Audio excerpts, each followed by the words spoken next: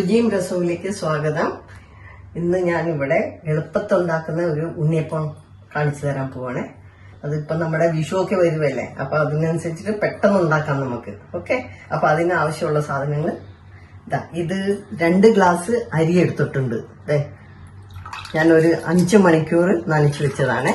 ഇത് നമ്മുടെ പച്ചരി, ഏത് അരി വേണമെങ്കിലും എടുക്കാം. ഞാൻ പൊന്നിയരിയാണ് എടുത്തിരിക്കുന്നത്.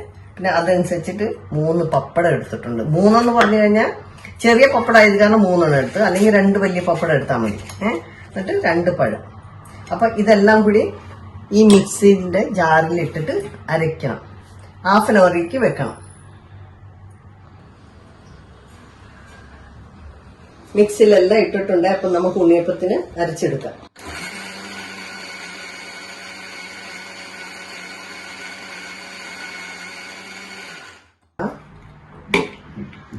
നന്നായിട്ട് അരിഞ്ഞിട്ടുണ്ട്. ഇതാണ് അതിന്റെ പരുവം. ഇങ്ങനെ കണ്ട, സ്മൂത്ത് ആയിട്ട് വീഴും. ഇത് കണ്ട, ഇതാണ്. ഇതിലും കൂടാൻ പാടില്ല.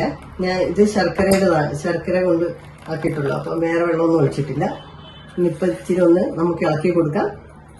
എന്നിട്ടൊരു ഹാഫ് ആൻ അവർ കഴിഞ്ഞിട്ട് നമുക്ക് ഉണ്ടാക്കാൻ തുടങ്ങാം. ഇപ്പൊ നമ്മുടെ ഉണ്ണിയപ്പത്തിൻ്റെത് ഞാൻ എണ്ണയൊക്കെ ഒഴിച്ച് വെച്ചിട്ടുണ്ട്.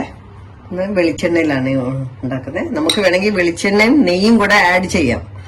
ഇപ്പൊ എന്താ ഇതിൽ ഞാൻ കുറച്ച് 1 ടീസ്പൂൺ ഒഴിച്ചു കൊടുക്കുകയാണ്.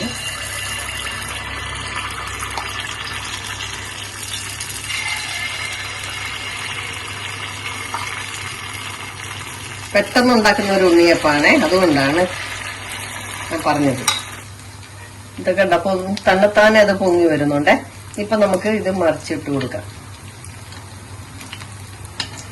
സൂക്ഷിക്കണേ, എണ്ണയാണ്. നമുക്ക് അധികം ഫ്ലെയിം ചെറുതാക്കണ്ട, അല്ലെങ്കിൽ എണ്ണ പിടിക്കും. ചെറുതായിട്ടൊന്ന് എണ്ണ ഇടണം. ഇപ്പൊ ഉണ്ണിയപ്പം ആയിക്കൊണ്ടിരിക്കുകയാണ്, റെഡിയായി. ഇപ്പൊ നമുക്ക് ഒരു ബൗളിലേക്ക് മാറ്റി എടുക്കാം.